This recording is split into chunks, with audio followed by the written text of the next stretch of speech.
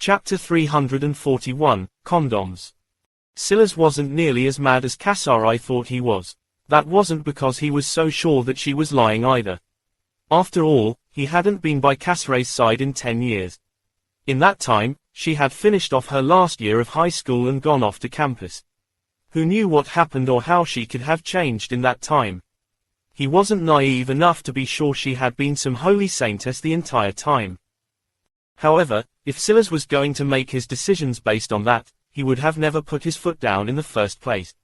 These were simply things that he just didn't give a damn about. There was a primal desire in him to be the first and the only, but there was an even stronger primal desire in him to be the best and the last. Kasari also represented something else to him, something that he wasn't quite able to put into words. Maybe if he was able to do that, his madness comprehension would be gold instead of silver. Whatever it was, he would figure it out eventually. As for the rest, it could wait until he had dealt with other things. Ugh. Kasari eventually stood as if she was ready to leave and go and do something, only to find that her parents were still standing in the room. What the hell, why haven't you two left yet? Paul and Geraldine looked toward one another before laughing. Their daughter had been so lost in her own thoughts that she didn't even realize that they were still here. Didn't that say everything that needed to be said? You know, Cass, you shouldn't be so stubborn, Geraldine said, nodding to herself. Kasari's lip twitched. Was this mother of hers, the most stubborn person she knew, about to lecture her about stubbornness? Was she the daughter, or was Silas their son? What are you talking about, Mom? I have business to handle, we can pick this up later. You know what I'm talking about. You're a grown woman, you should know how men are by now. There are two paths they take when they chase after something that's hard to get. Either they eventually give up, or they finally taste it and then toss it away. Are you being serious right now? Kasari looked at her mother like she didn't even recognize her. I'm just saying, you're getting a little on in the years department, don't you think? You're already 26, Mom. And who knows how many men you've been with by now. It's a good thing that little Syl is a very confident man and doesn't care very much. I'm a virgin. Paul and Geraldine blinked, then looked toward one another before bursting into a fit of laughter. They laughed so hard that tears started streaming down their faces. A 26-year-old virgin, I can't breathe. Kasari turned as red as an apple. She almost never showed such an embarrassed expression. Even when Silas had basically just confessed to her, she reacted with anger instead. But her parents had a problem. They loved pulling practical jokes too much. It felt like she was the one raising them instead of the other way around. Because of this, she never told her parents about her love life, and they honestly had no idea. There was only so far motherly intuition could take Geraldine when you were raising a teenager and now a grown woman. If anything, Geraldine could finally rest her heart at ease. With a daughter like hers, things could only really go one of two ways. Either she would disdain any man she came across, or she would hop on whatever ride looked the most fun at the time. With Kasari's personality, Geraldine wouldn't be surprised to hear that her daughter was either one. That was why she had insisted Kasari at least go to the same university she taught at. But now it seemed that she had worried for nothing. Although the daughter was already 26, when did parents ever stop worrying?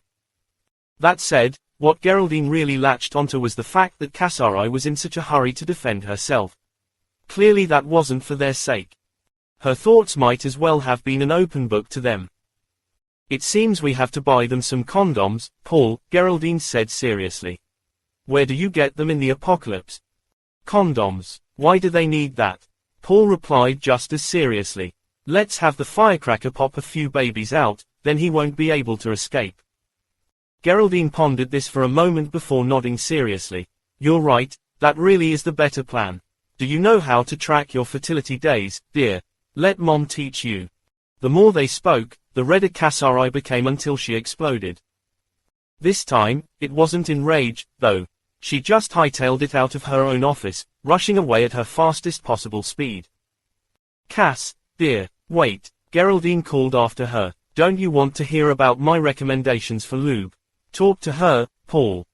My daughter is a magnet. She doesn't need advice on seduction, she needs advice on keeping a man.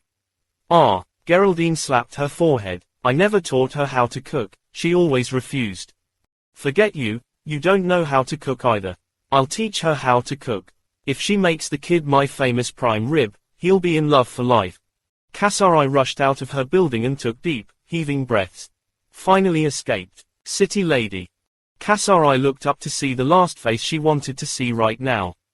But when she saw that Gregory was actually a bit angry and flustered, she actually felt more relaxed.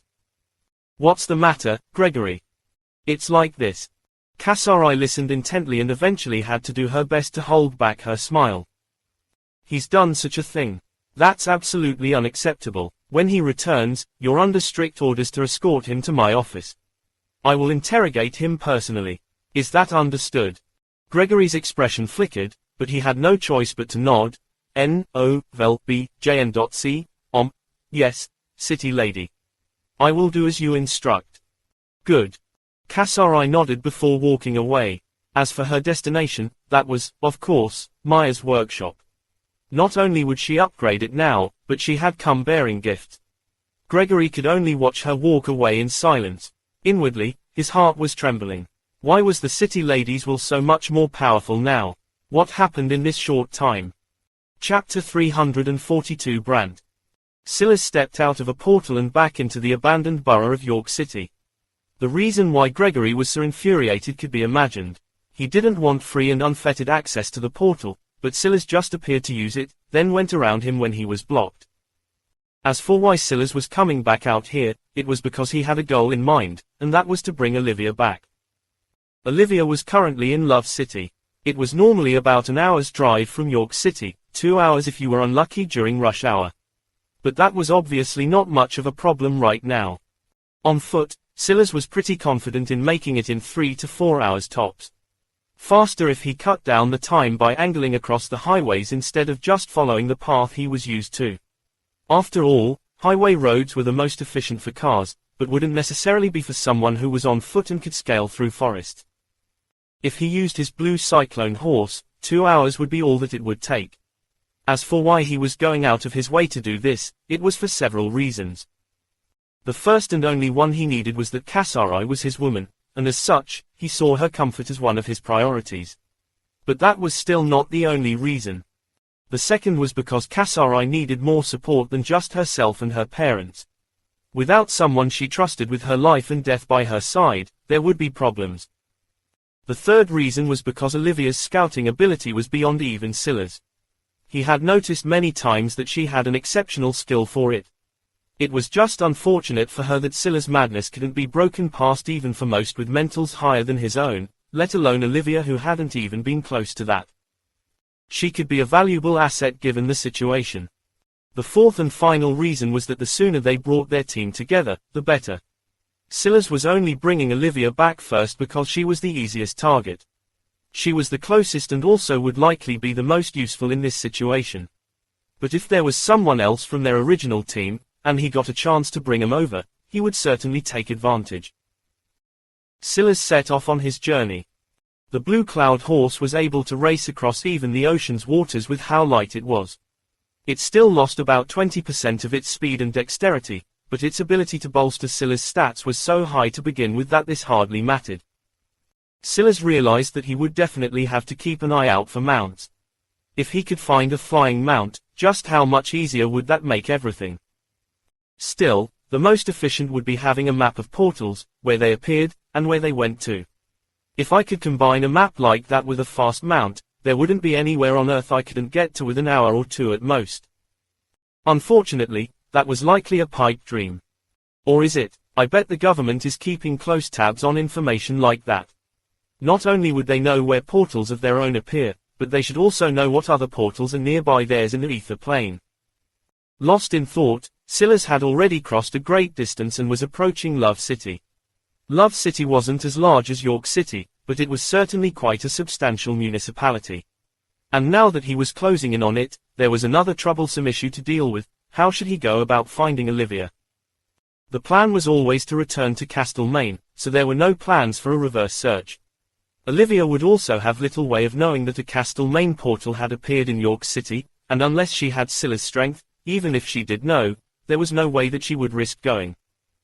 In all likelihood, then, Olivia would be scouting out nearby portals, seeing if there were any near or in the Amazonian wilds. Then she would make a trek through the ether plane and reach Castlemaine that way. There was a chance, then, that she wasn't even here. One way or another, Silas didn't mind it. That was because he was at a severe disadvantage in one important aspect: information.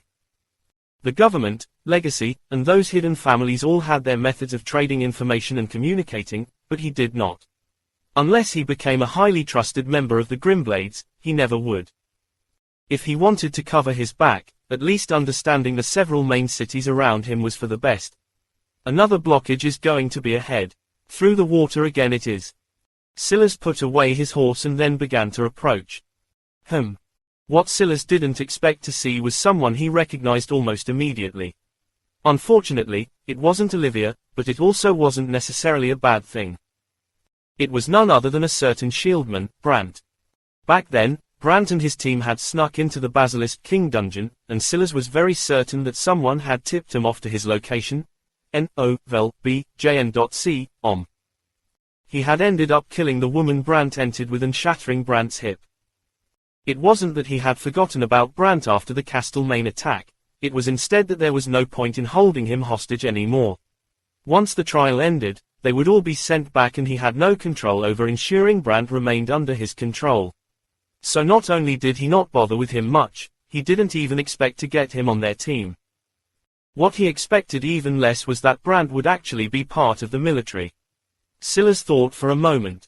After scanning the region, he decided on a different path forward. He stepped past a clearing boldly and approached the military barricade without hiding himself. Chapter 343 Brant 2. The military men and women were instantly put on high alert. But despite the roars for him to stop and identify himself, he hardly acknowledged them at all, and when he did, it was nothing more than a casual glance.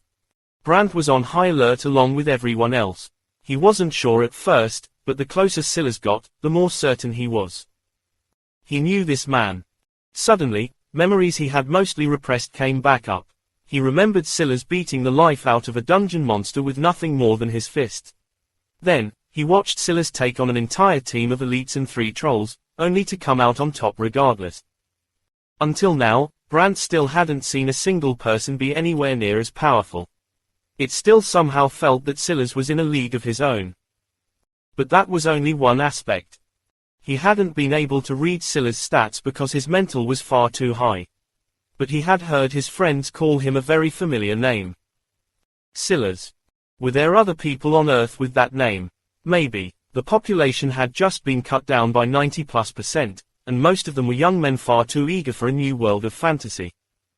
Even so, the odds that there would be 2 Silas that was so powerful was next to nil because powerful people in general were all too rare.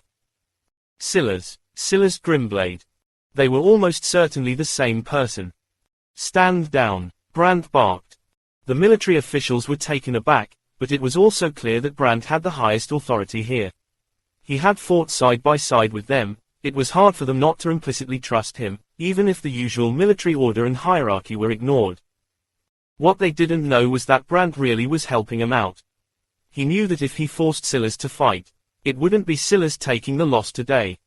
This sort of situation was better to report and let the higher-ups deal with, or else they would lose too many good men and women today. According to the reports, Silas had faced off against 50 FFF+ creatures and a level 12 beast that seemed to be an even greater threat on top of that. As though that wasn't enough, he had faced the siege of the government and legacy, killing 3 level 17s in the process. And that was just what was confirmed. It could be said that right now, Silas was a high-class threat that the headquarters would have to directly respond to. There was no one here that could take him on unless they threw an obscene number of agents at him. However, as a commander, how could Brant do this? He could also tell that Silas had been observing him the entire time. Clearly, he had come for him. Brant took a breath and leapt down from the city wall. I will handle this. Clutching his shield, he closed the distance on Silas, seemingly with the intent to die if he had to. Silas observed Brant's approach with a calm expression, and soon they stood 3 meters from one another. Why have you come here? Brant asked after a deep breath. To find someone. Brand relaxed somewhat after hearing this. Who is it? I can help you find them. His intention was clear. He would prefer if Silas didn't step into the city at all. Silas thought about it and felt that this might be viable. But not as things were now. You are a member of the military. Brand frowned. Yes. Is that so? It didn't seem like it. The entry into the trial is random. There was no way to. You're not very good at lying, and even good liars would be hard-pressed to hide anything from me. When I met you, it was already more than 3 months into the trial. I do not believe that the government had no way of gathering their officials together. You worked on your own because you wanted to, not because you had no other choice. Brand froze.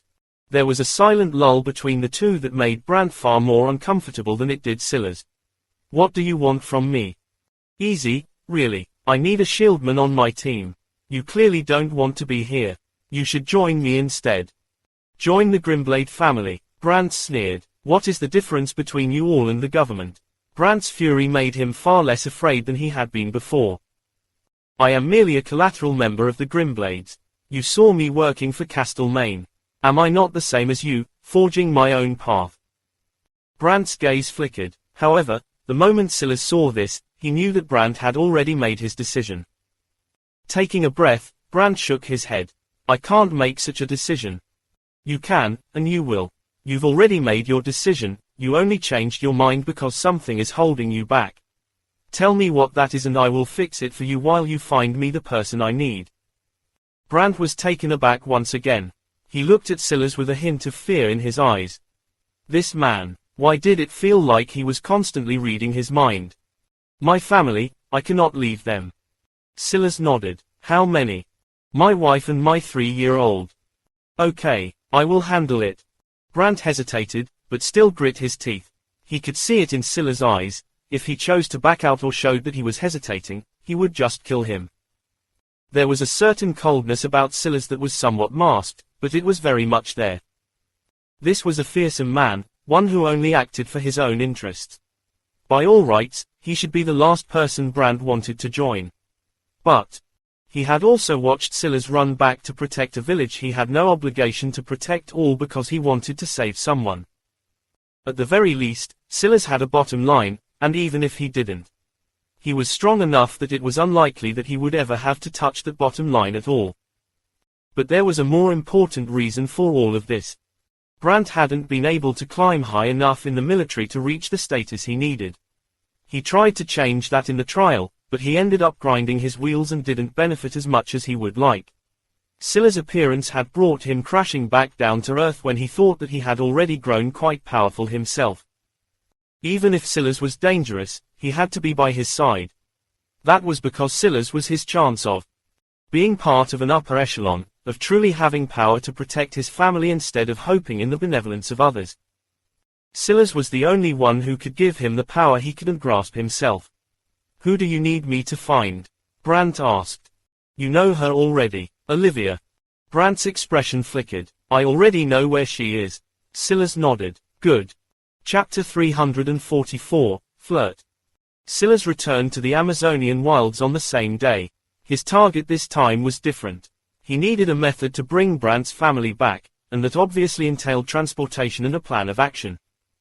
The best plan was to take him out separately. He would deal with Brand's wife and child, along with Olivia, while Brand would leave via his own method. First, he went to catch more blue cyclone horses. This was more difficult this time because there were no leaders left after he conquered their head. So, they had become more scattered and had broken into several factions. But it was an easy enough affair. It took Silas about 3 hours after scouting the general area they frequented to catch 3 more. He unfortunately had to spend more coins to gather the coins he needed to store them easily, but this much was fine enough. If he could have had a device capable of storing people instead, it would have been even easier. At that point, he could just take them and leave on his own. But unfortunately, the storage devices only worked for mounts for reasons he was uncertain of. Silas then bought a carriage that was meant to be used by merchants. But it would be good enough for his purposes. Then, before the day was even halfway through, he made the return journey to Love City. He waited for Brand to be on duty again and then was escorted into the city without issue. The two looked toward one another, and Silas just handed Brant a spatial pouch that held his mount. "Leave whenever you get an opening. Leave the rest to me." Brant hesitated. He wanted to be there to help, but he knew that he would only slow Silas down. Taking a breath, he nodded. Silas entered the city without any issues.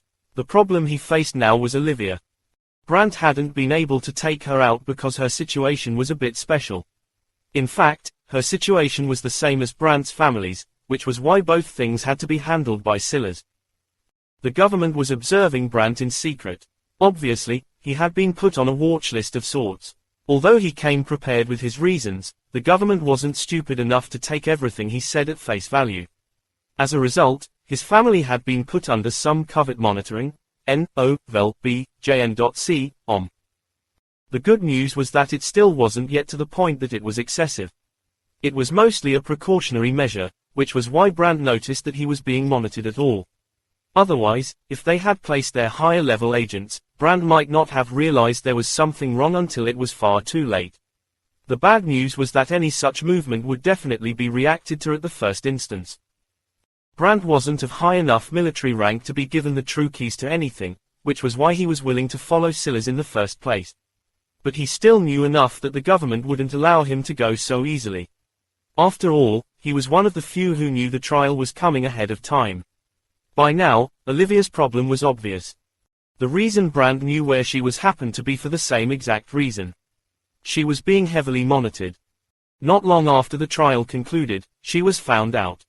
All those who entered the trial were seen as threats to the government and would be treated as such. Olivia wasn't powerful enough to be on the same threat level as Silas, but she still had a handler.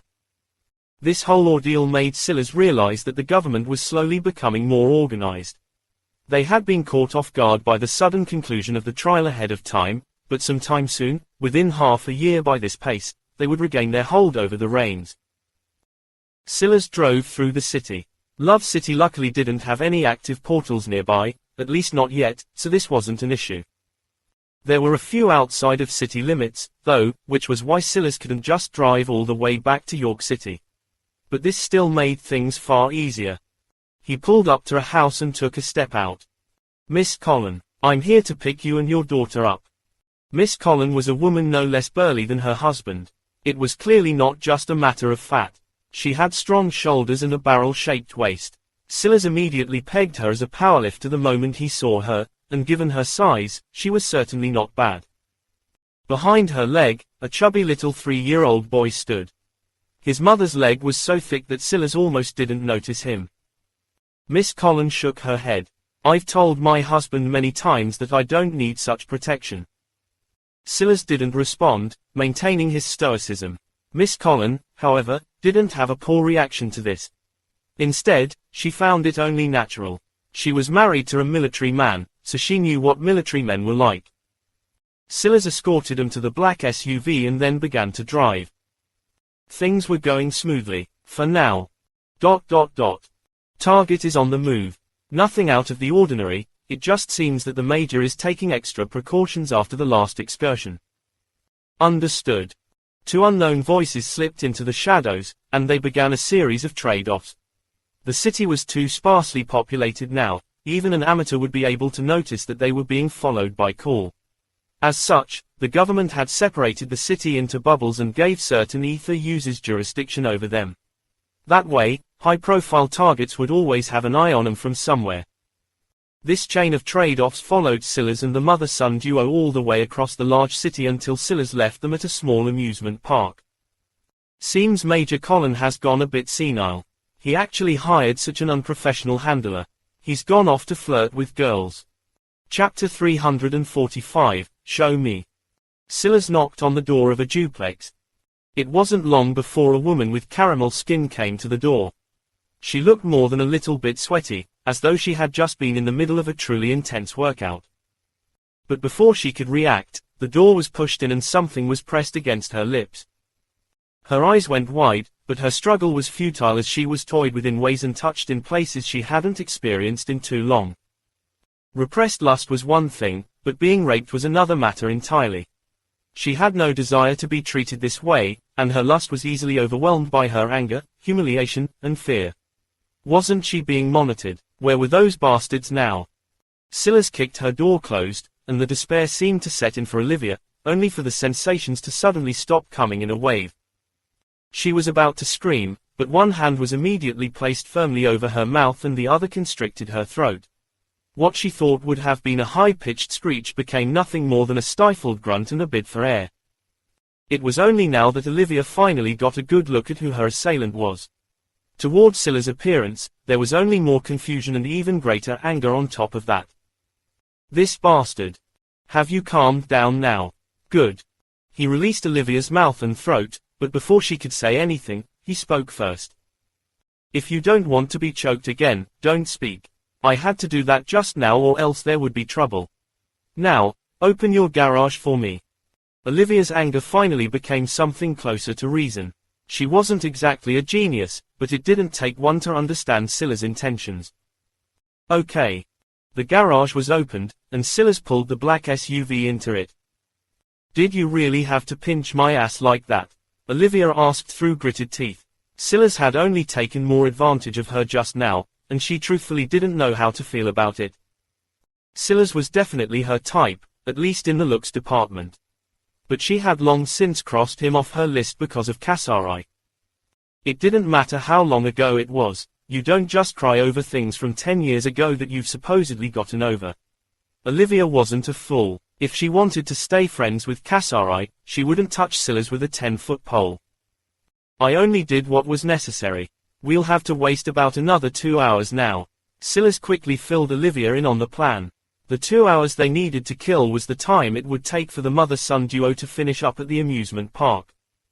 Olivia scoffed. You want him to think that you've been railing me for a whole 2 hours. You're overestimating your stamina, aren't you? Silas didn't reply, moving into her kitchen and beginning to make himself something to eat. Olivia rolled her eyes. She remembered that Kasari said that Silas might not show it, but he was the pettiest man in the world. Now, she was beginning to see that. All she did was scam him out of a little bit of money. Was there a need for all of this? He had just stolen a kiss from her and felt up her ass. What more payment did he need? She clicked her tongue, shaking her head. She was more than a little annoyed, but there wasn't much she could do about it. A glint lit in her eyes and she went upstairs. She put on a little show for her monitors, taking a shower, swapping out of her workout clothes, putting her hair into a bun, and slipping on her favorite set of red lingerie. Then, seemingly remembering something, she hurried to close the curtains. That should be enough to paint the picture, she thought to herself. After this, she went downstairs to find that Silas was still frying eggs. Her lip couldn't help but twitch. There had been at least 18 eggs in her fridge, and now they were all gone. More infuriatingly, Silas only gave her lingerie a single glance, nodded, and then went back to cooking. It was as though he was acknowledging she did a good job, but didn't care enough to say much more. Olivia could only sit on the counter, watching him eat her food. Does this guy have a bottomless stomach or something? After a long while, Olivia realized that Silas had no intention of striking up a conversation with her. So, she spoke first. So, you dated my bestie? Yes. Olivia was taken aback by the casual response. She had expected Silas to either ignore her or maybe become embarrassed. Sometimes stoic guys tended to have at least one button that she could push. And how'd that end? It ended by mistake. It won't happen again. Again. Olivia almost stumbled out of her seat. How had she missed so much already? You two are back together already. Already? Silas raised an eyebrow. Well, I assumed it would happen eventually. Old flames don't go out that easily. Silas nodded. Olivia blinked. Sometimes she really hated men. Where were the details? Where were the sparks? Where was the tea? So, how'd it happen? I just told her that she would be mine. Olivia's lip twitched. Depending on what Silas meant by that, it could either be super romantic or super rapey. She had no idea which one it was by his tone. It could have been the happiest day of their lives, and she still felt like he would describe it exactly like this. Then tell me something. Why did you break up with her in the first place? I was confused about something I'm not confused about anymore, Silas replied. He finished off the last of what was in her fridge, still feeling famished. He realized now that regular food wasn't cutting it. He needed food from sources with high ether content now. Standing up, he gestured with a hand. Show me how you were working up a sweat even with your stats. He was curious. How could Olivia be sweating so much? He had come up with several ways to train, but none of them were satisfactory to him. Although she wasn't very strong compared to him, she should already have too many stats to be satisfied with a normal at-home workout. Chapter 346, Body Control. Olivia was a bit surprised that Silas would suddenly bring something like this up, especially dozens of minutes after the initial affair. His attention to detail was a bit frightening, but Kasari had also told her about this. Eventually she nodded and brought him down to her basement. There was a great deal of gym equipment down there, but it wasn't the usual. Aside from a squat rack by the side, everything else was far from the usual. There were a pair of gymnastic rings hanging from the ceiling, 2 differently shaped pull-up bars drilled into the walls, the floor had an almost trampoline-like feel to it, and there was a balance beam placed right in the middle of the room. Looking at how short Olivia was, especially in comparison to himself and Kasari, he seemed to realize something. She hid it well, but she was very clearly a gymnast. Usually, it would be easy to tell from their strong arms and legs, but Olivia's body was much softer than one might expect. Silas couldn't help but wonder if that was just her natural state, or if things had changed after the trial. It was possible that she had never taken gymnastics seriously enough to reach that level of toned. But this gym seemed to tell a different story entirely. Now that I think about it, everything about her home makes it clear she lives alone. This part of Love City should be quite expensive, and she's a young woman as well. Let alone how expensive owning such a gym would be. Just the home alone would be very difficult to own or rent for someone of her age. Things like the rings or the pull-up bars weren't very expensive. But there were Olympic-grade weights by the squat rack, and this special flooring most certainly cost a pretty penny. You're a gymnast? Silas asked. This was the first time he had taken the initiative to talk to her. Olivia couldn't help but be surprised because she didn't even know he was capable of that. I am. Olympics? Silas asked again. Olivia blinked, a hidden light flashing in her eyes. No. Silas nodded. He didn't really pay attention to things, but he assumed that if Olivia really did represent their country in the Olympics, he would certainly know about it. The Olympics were different now that Earth only had 7 countries. It was designed more like a tournament where you would win regional competitions and move your way up to the national stage. These would happen over the course of 4 years until the final competition was held for the world to see. As such, when Silas asked Olivia if she was an Olympic athlete, he wouldn't be very surprised to hear her say yes. That was because there would be quite a number of people who could claim such a title. Love City, for example, would probably have thousands of young women competing to represent their city on the statewide stage. The fact she said no only made Silas more curious. Why not? All things considered, Olivia was almost in her mid-20s, so this was already getting on in age for a gymnast. But if she had been one in the past, there was no reason for her to say no. How do you train? Silas asked. Body control. Olivia replied simply, seemingly not as talkative as before. She seemed to have completely forgotten that she was still wearing her lingerie as well. Silas, however, took her off guard once again and he stood like a statue, his mind running at 1,000,000 miles a minute. I see, he said eventually. Olivia frowned. What? She stopped talking as Silas walked to the pair of rings dangling from the ceiling and wrapped his hands around them. He hesitated for a moment as though trying to grasp something, then all the muscles in his body tensed at once. Slowly, he pulled his body up, performing a dip. The rings shook and he almost lost his balance several times, but he forced himself to go slower even though it only made it more difficult. He flexed every fiber of his being until he reached the top position. Then, he began to slowly lower himself. An unknown amount of time later, Silas came to a stop. He wasn't breathing particularly hard, but there was still beads of sweat on his forehead. I should have realized it before. No matter how strong I become, I can always bring out that full strength by flexing as hard as possible. Lifting weight is just another form of flexing.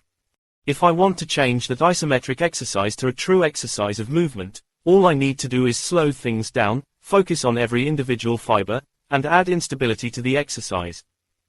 Olivia was a genius, or at the very least, she had a far better understanding of the human body than Silas did. Silas had been trying to overcomplicate things. He was trying to run faster than he had to, use blood restriction, or any number of other forms of exercise, when in reality, the answer was actually so simple. Olivia just stood to the side, watching as Silas went back onto her rings. But this time, he didn't stop at just a single representative at all. He continued to perform dips until she could practically see his blood vessels popping along his collarbone. Just when she thought he was finished, he shifted into an L position, proceeding to shred his abs to the same degree. Then, still feeling that it wasn't enough, he began to work out his back. Facing the ceiling, he held onto the rings and forced himself into a plank before slowly pulling himself up. He struggled with finding an exercise that would work just as effectively for his legs, so instead he ended up loading what must have been over 1,000 pounds onto his back and began to test the limits of the balance beam. He balanced himself on his toes and began to slowly lower himself into a deep squat. What the hell is wrong with this monster? Olivia's lip twitched. Chapter 347, Transmutation. Silas ended up spending an entire hour and a half in Olivia's gym. However, in the end, he was completely and utterly spent with hardly the strength to even lift a finger. Gasping for breath, he realized just how much potential this kind of workout would have. He didn't just have to continuously load on the weight, there were other paths to take, and this one might arguably be the very best. He didn't just need stronger muscles, he needed functional muscles. This was what he had learned after seeing the benefits of unleashing the potential of his flexibility and his tendons. Slowing down every minor action to such a degree enlightened ways to use his body that he had simply never seen before, even when he absorbed genes through the use of extricate. No. Maybe it was more like this helped highlight what he had seen before already. He didn't get much of a strength boost from all of that because he had yet to place himself in a state of wealth. But he knew that his control over his body had definitely increased once again. His list of comprehensions had increased. Dormant comprehensions. Greater than boxing, FFF+. Greater than taekwondo, FFF+. Greater than Muay Thai, FFF+. Greater than mixed martial arts, F+. Greater than blazing will. Mixed martial arts had actually improved to F+, and that should be solely related to the workout he had just done. Great job, Einstein. Now how are we supposed to escape the city? Silas looked over from his collapsed position. He had pushed his body so hard that there were little pockets of burst blood exposed beneath his skin. One would have thought that he had absolutely ripped them all to shreds. If you combine such an intense workout with Silas' level of will, this was bound to be the result. Olivia was right in a sense. Considering the situation, he had truly pushed himself far too much. But he wasn't worried, nor would he make such a seemingly stupid decision without contingencies. He could use the prepared meat in his madness key or use a healing potion. With his constitution, recovering in another few dozen minutes wouldn't be a problem. However, he had another plan. Silver slot machine, temporary treasure. Does the luck of the gods shine down on you? Or are your hopes and dreams destined to be covered in shallow mud? Time to activation, 0 hours 0 minutes and 1 second. Tickets earned, 462. Ding. Silver slot machine ready. Olivia's eyes widened as a floating slot machine suddenly appeared above the seemingly half-dead Silas. This time, he wouldn't make the same mistake. He would check to see what kind of silver-grade treasures he could get first. Then, if he felt that he had gotten an adequate amount of gains, only then would he try to see what would happen if he upgraded to gold. At times like this, it would have been nice to have the necklace Kasari lost, but this was fine enough. With his intention, he spun the wheel for the first time. He got nothing. He spun it a second time and got nothing once more. In fact, even after over 20 spins, he still received absolutely nothing. This was enough of a wake-up call to Silas. It seemed that benefiting from these high-tier slot machines wasn't easy at all. But luckily, on his 27th spin, there was finally a change. The first thing he got in return made his eyes light up. Although he didn't say as much to jinx it, even if this was the only reward he got from this slot machine, he wouldn't even be angry about it. Transmutation beast skin, silver, permanent template. Exchange 10 units of ether or 1 ether stone to transmute any single silver gene beast into a nutrition pill. Ether or ether stone requirements increase with every silver gene added. Cooldown, N.A. Silas was as elated as he could be given his personality. This was exactly what he was looking for, a convenient and easy way to feed his body. The slot machine flashed and a beautiful beast skin appeared before Silas. It was absolutely massive, stretching for dozens of meters, or so Silas guessed. Olivia's basement wasn't nearly large enough to accommodate its true size. Luckily, the transmutation beast skin was able to shrink down. Silas assumed its enormous size, and its size-changing capabilities, were designed to accommodate beasts of various shapes and sizes. Even more luckily than that, unlike the other legendary path treasures Silas had seen, this one didn't require him to upgrade it. But that was probably because of the type of treasure it was, that being a template, or rather, a permanent template. Like Alex had told Silas, a template was something used to accomplish something only a profession of a specific type should be capable of. In this case, a permanent template should just be like any other template with the exception that it could be used continuously. This transmutation beast skin had a cooldown, of course. But it was unlikely to be a big issue for now considering Silas would only use it for bronze genes at the moment. Mostly because he had yet to see a single silver gene, and even if he had, the odds that he could defeat such a creature were slim to none. Silas didn't wait to benefit from his new treasure. After all, his body needed to recover right here and now. He used his telekinesis to lay it out, his body still too aching to move. Then, he brought out a few beasts he kept stored in his madness key and triggered the transmutation. The result, however, was less than satisfactory. It's good, but, Silas frowned after popping the earthy toned pills into his mouth. It fills me up somewhat, but this wasn't what I was expecting. That was when it hit Silas. He had targeted the bronze gene creatures first, but they were beasts he had long since extracted the genes out of. The description of the treasure should have mentioned genes on purpose. That was where the true power of the transmutation beast skin lay. Silas unfurled the beast skin once again. One side of it had a beautiful mat of silver-black fur, but the other side was as smooth as well-moistured skin. On this latter side, there was a complex network of runes drawn into it that looked almost like a medieval magic circle. Placing down a common gene beast, Silas triggered the beast skin with his ether again. The first activation didn't even use up a single unit of ether. This time, though, he actually used more than 10 units. The beast skin didn't stop until it had taken a full 22 units of ether from him, almost draining him dry. I see, it's because there's no ether here, so it can't supplement itself with the ether in the environment. It would be much easier in an ether-rich region.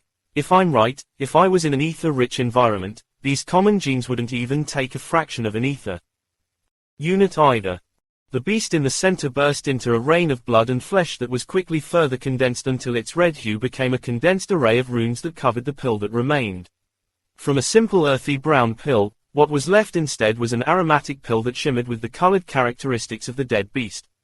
And this time when Silas swallowed it, he almost released a moan of pleasure. It felt like his entire body was being massaged by the hands of countless goddesses. Chapter 348, 78. Silas could practically feel his body healing, but that wasn't all. His used-up ether was replenishing as well, and as though all of that wasn't enough, he also felt himself get stronger. It was as though he had just ingested a miracle drug capable of doing anything. But the underlying fact of the matter was quite simple. This permanent template was able to take the essence of a beast and distill it all down into a single pill, all while keeping much of its strongest aspects. Silas realized that there was something wrong and he immediately began to dispel the ether that he was accumulating. This change dampened his mood a bit, but it also helped him to clear the fog of pleasure that was covering his mind. The ether that was being replenished just now was of an attribute that wasn't compatible with his ice poison ether. As such, after it reached a certain threshold, it actually began to make him feel more uncomfortable than not. The ether he replenished wasn't so convenient, unfortunately. It seemed that the attribute came from the beast in question. Silas could only sigh at this realization. His own ether attribute should probably be quite rare. The odds of finding more ice poison beasts to make use of were difficult. I should also check with the madness key to see if there are any ill effects of these pills as well. If they're anything like elixirs, it'll be a problem. It seemed that good news and bad news came in pairs. Although Silas wasn't able to maximize the use of these beasts in particular, the madness key confirmed that there were no drawbacks to be aware of aside from consuming too many at once or consuming a beast that was too powerful. The power of these pills concentrated the entire essence of a beast, so if the current Silas absorbed a beast with a silver gene, he would probably explode. However, so long as the pill was within a certain range, he could benefit from healing and a stamina boost all at once. And, if the ether was compatible with him, then he could even replenish his ether at the same time. There were reasons why this wasn't more common, though. Firstly, the methods were far too rare. Not just the permanent template, or even normal templates, but professions capable of this as well. Second, they were perishable, much like the beasts they were formed from, unlike elixirs. As such, selling them required the pills to be held in spatial devices. This made it more difficult to do on a large scale, especially since most people wouldn't even have spatial devices to begin with. Third, what Silas hadn't noticed because it had started to come naturally to him was that it took a level of control over your body that wasn't common. Such a large amount of energy entering your body all at once in such a readily available form could easily overwhelm someone who wasn't ready. When Silas had ingested his, he had subconsciously begun to control his body because of two reasons: his experience with extricate and his focus on maximizing his body control. Extricate played the far larger role in this case, and that comprehension of where his genes were present in his body and how they spread allowed him to direct the energy of the pills without harming himself. However, without the experience that would come from silver genes, if Silas tried the same even if his body grew much more powerful he would fail. There was a certain level of gene comprehension that was necessary in order to use these pills. This was especially so if you were absorbing a transmutated pill that had an attribute other than your own. That was when it was of the utmost danger. That left the fourth and most important point: time. The pills had a lot of readily available energy, but that was part of the problem. There was a lot of readily available energy. In battle, if you consumed one, your entire body would be occupied with handling it. If you moved, tried to circulate your ether, or anything of the sort, then you would disrupt the process and potentially even lead yourself down a path of backlash. Elixirs, by comparison, were more easily consumable and gave far gentler effects over a longer period of time and wouldn't necessarily impede you in combat. As such, transmutated pills were mostly used for training purposes or for a quick buff between battles. But Silas didn't mind it. That was exactly what he needed it for as well.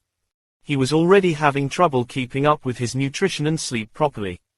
At the very least, this would fix one of his issues and help him to improve much faster.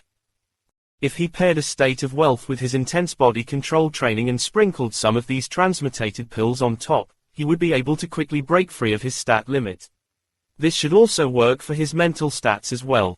It was just unfortunate that he didn't yet have a method of training his mind as effectively, but he would be sure to find one as quickly as possible. This aside, Silas already felt that he was back up to more than 50% after ingesting one dud pill and one common one.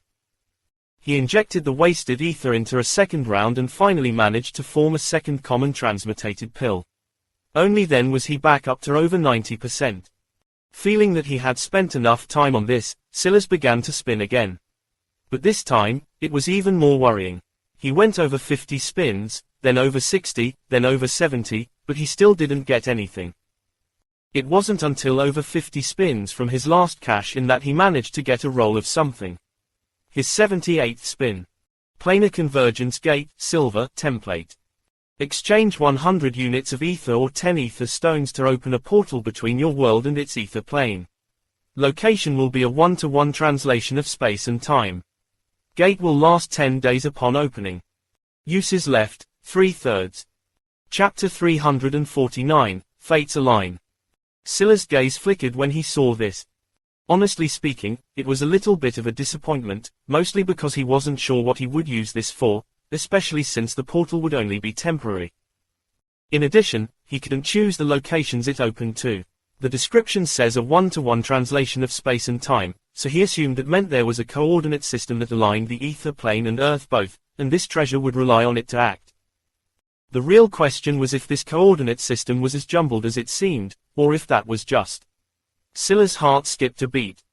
Could the random assortment of portals be the intention of the system? Or was that another bit of foul play by those alien races?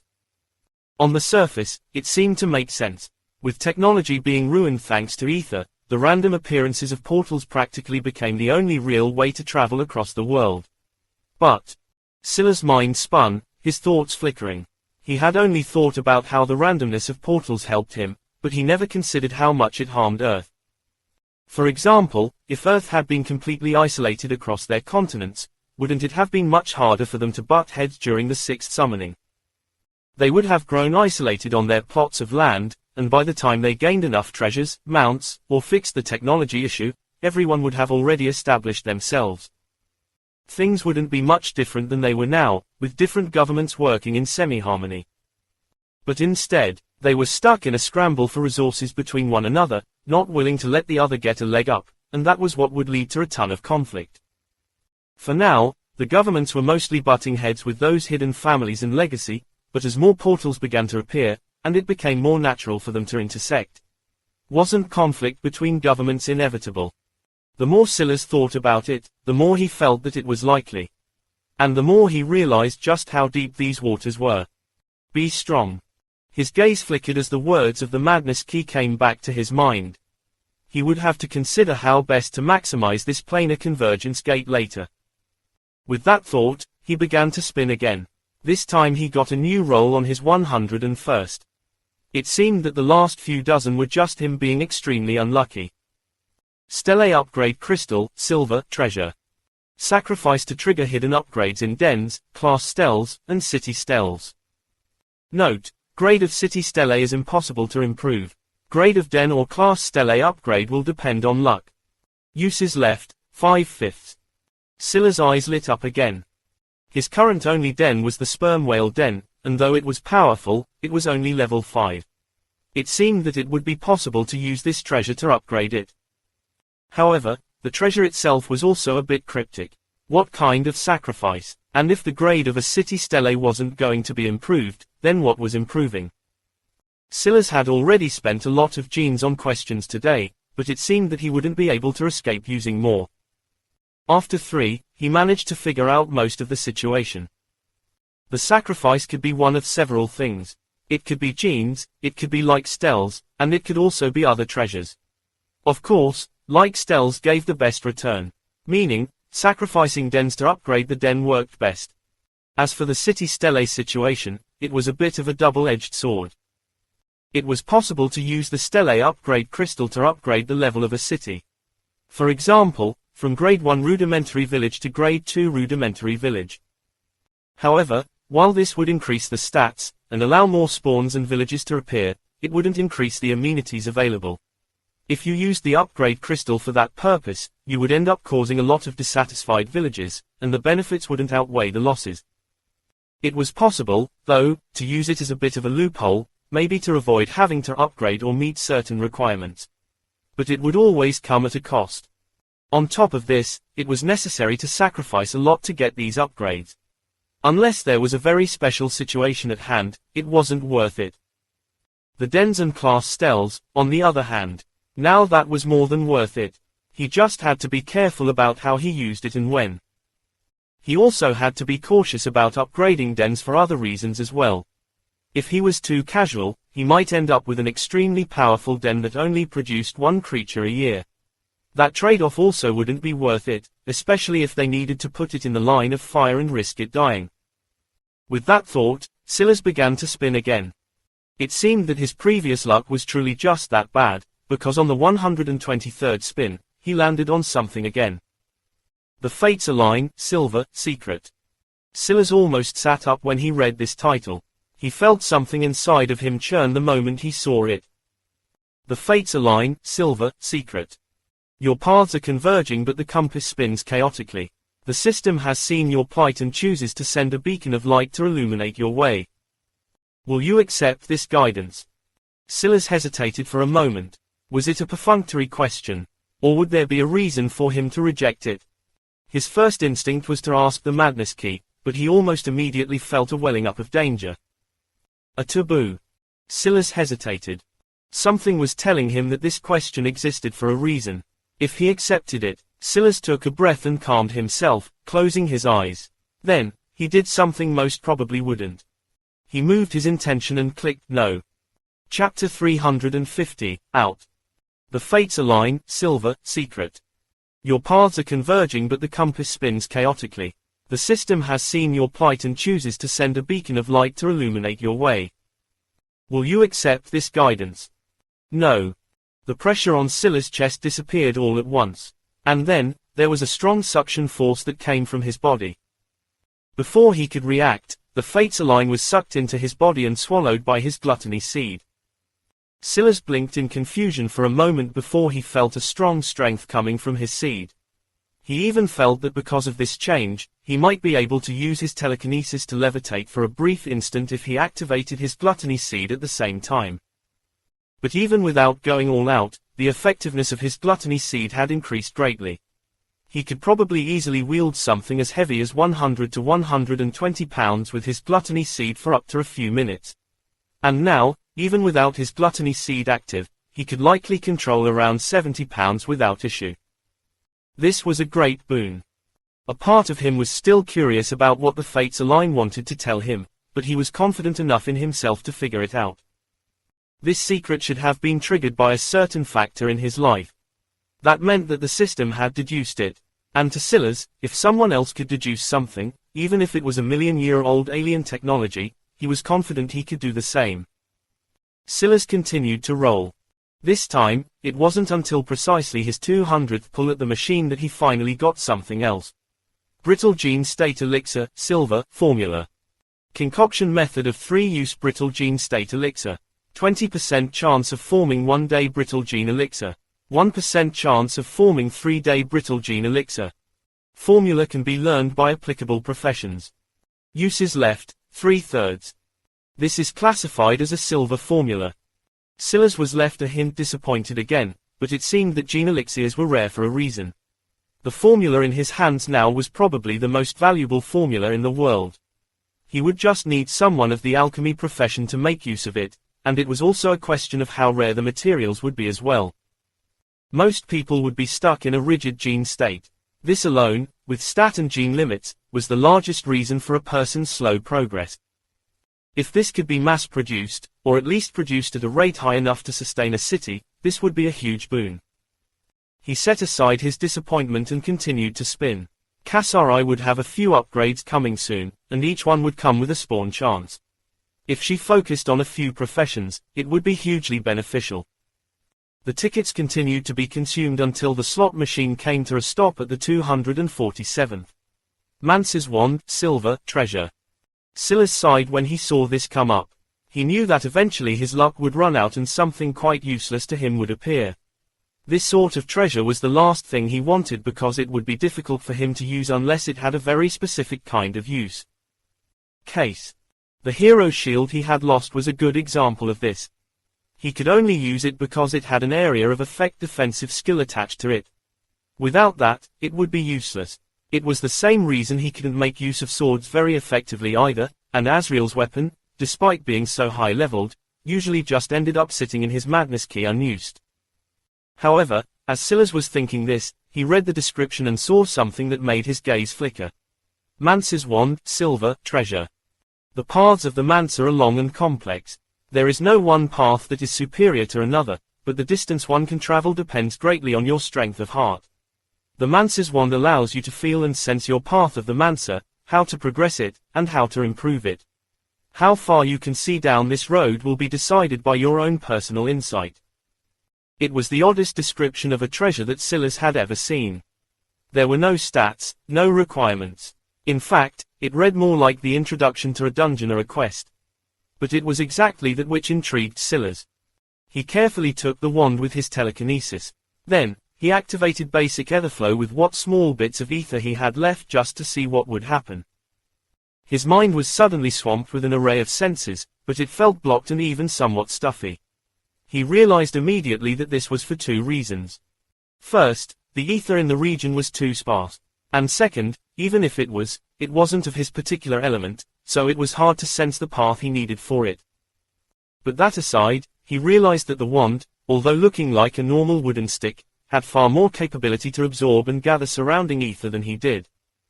This ordinary appearance of the wand seemed to only remain so for a moment before its bark fell off to reveal a body of transparent blue crystal.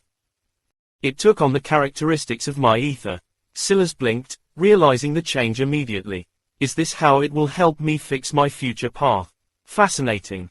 Silas made a mental note that he would need to take out this wand again when he was in a region more compatible with his ether and see what happened. Then, he began to spin once more. This time, it wasn't until his 312th spin that he got something. At this rate, Silas felt that it would be foolish of him to upgrade the slot machine again in hopes of getting a gold treasure. He might as well stick with what he had. Now, what is this? Chapter 351, Weakness. Rune Enlightenment, Silver, Chain Quest. The people of Earth have a deep and storied history. In its past, much of its language encompassed the secrets of this path and embodied the hope of nations. Fallen and forgotten, the ebbs and flows of time have suppressed this story's heritage. As an Earthling who has rekindled that flame, you share part of this responsibility. Rise up and claim your Rune Enlightenment. Fragmented requirement. Greater than gain right of entry into a system city's library. Fragmented requirement cleared. Common requirement. Greater than use entry into system city's library to find information about lost civilizations and clues about an ancient dungeon. Silas' eyes narrowed. This quest was anything but simple. Aside from the fact that it was a bit different than the other chain quests in not giving him a reward with every step, there was definitely something ominous about it. The quest was practically holding his hand all the way through, telling him exactly what to do. But it was exactly because of this that it was definitely far more difficult than it seemed. The system city's library entry, for example. That could only be done if you were an established citizen of a system city. That required buying property, and if you didn't have merit like Silas did, even the cheapest place would cost 50,000 F coins. That amount of money at this stage was astronomical.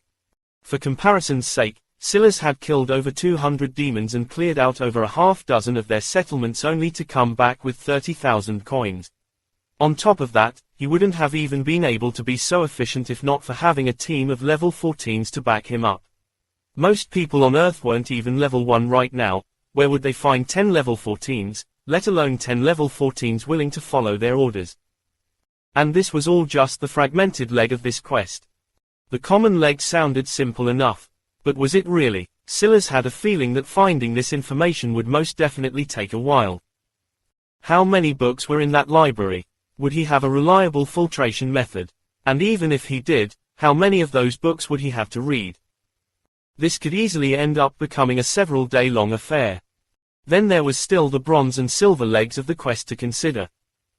After some thought, Silas dismissed the notification. The description was intriguing enough. This quest seemed related to the history of Earth, and he couldn't help but remember the oddity of Archibald and his Old English. Were they related? More curiously than that, why would the system give a quest about Old Earth? Lost in thought, Silas continued to spin. He realized that with the way things were going, it would be a surprise even if he only got a single treasure more, and he would be very lucky to get more than 3, so this was the home stretch. This was technically still a part of his reward from the Arctic Emperor Cobra incident, so he could only say that danger really did pay. On his 367th roll. Basilisk Skin Armor, Silver, Treasure. This time, Silas really was out of luck. There was no surprise reversal like with the Mance's wand. It hurt him almost physically just to look at the stats. Basilisk Skin Armor, Silver, Treasure. Level, 1. Plus 600 Constitution. Ability, Repel. Reflect 50% of damage for every 1 point of durability. Durability, 10 out of 10. It was enough to make a man weep. Silas had never seen a treasure with such strong stats. Plus 600 Constitution was just its starting line. It would probably take a ridiculous number of genes to upgrade, and silver genes at that, but even if he never upgraded it, this armor in its level 1 state would probably be relevant even in the years to come. People would likely have to be around level 50 on average before it truly became obsolete. And that was only if it stayed at level 1. Even its repel ability was stronger than any Silas had ever seen. All the others had been around 10%, but this one was at 50%. A shame. Silas took a breath and exhaled. He got over it quite quickly. He knew that if it wasn't for these scorned wraps and the madness key around his neck, he would never be able to make it so far. Since they had their rules, he would follow them. Now. At the same time, he had to be cautious. For this treasure to appear for him meant that in due time, it might very well appear for someone else at some point or another. If people started walking around with treasures like this, it would be hard to take their stats at face value. He needed to get much stronger, much faster. Silas looked at the beautiful black armor. It looked more like a skin-tight black suit, but when one looked closer, there were scale-shaped barbs across its surface. It was incredibly lightweight. I'll give it to Kasari since I can't wear it. Unfortunately, it's clearly shaped for a human, so I can't give it to the Basilisk King. Silas continued to spin, and quite quickly he was at over 400 tickets used. He could feel the end coming up, and it seemed like he really might end up being unlucky enough to not spin a single one in over 100 tickets. But luckily, his luck wasn't that bad. On his 425th roll. Gene Talent Crystal, Silver, Treasure. Oh. Silas finally sat up from the ground. His gene talents right now were probably his greatest weakness. He used them from time to time, but as his stats increased, their poor grades began to show. Well, this referred to Sudden Burst, Tail Whip, and Blade Aura, of course. Not Etherflow. Gene talents were meant to grow with you, so technically even these weaker ones still had their uses. It was just that he usually had skills or treasures that were more worth using in a given situation.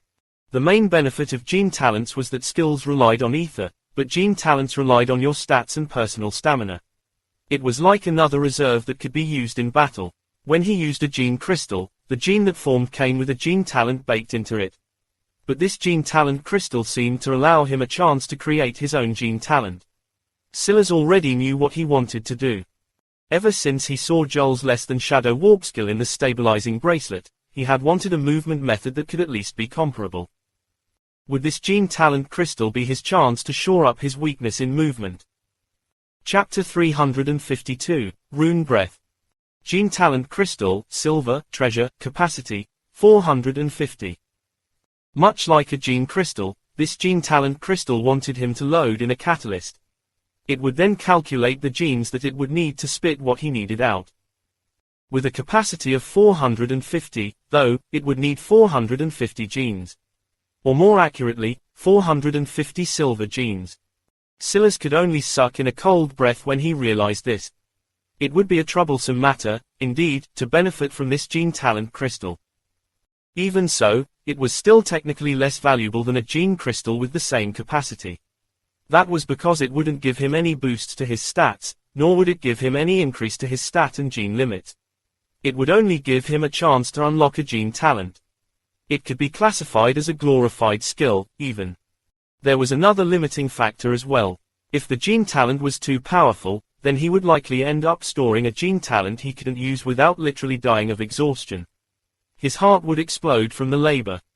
But then again, this was hardly a worry. By the time he could gather so many silver genes, his strength would definitely be far beyond what it was now. Silas' heart skipped a beat as he felt One King for Me activate. Or, more accurately, he sensed the Insight Path talent activate. Insight Path talent. Greater than Observe Gene Sequence of Contract. Greater than Sense Evolution Triggers. Greater than Comprehend Contract. Insight was the only one of his path talents that didn't have a specific number pegged to it.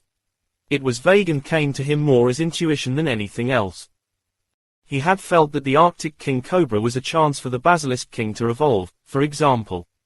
But he didn't realize until he was in the moment that this evolution had less to do with the Basilisk King absorbing something from the Cobra and more to do with the Basilisk King using it as a means to assert its pride and dominance. Now, he had sensed another path for the Basilisk, and Silas took out the Basilisk skin armor. Then he began to look back and forth between the Gene Talent Crystal. I'm still missing one thing. Or is it two? The feeling was too vague.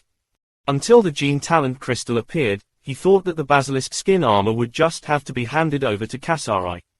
This wasn't necessarily a bad thing. it was just a waste since she would be spending most of her time in the city until they managed to upgrade it to a rudimentary city. However, it seemed that there was another path. Interesting. The combination of his armor and this gene talent crystal is a chance for the Basilisk King to evolve.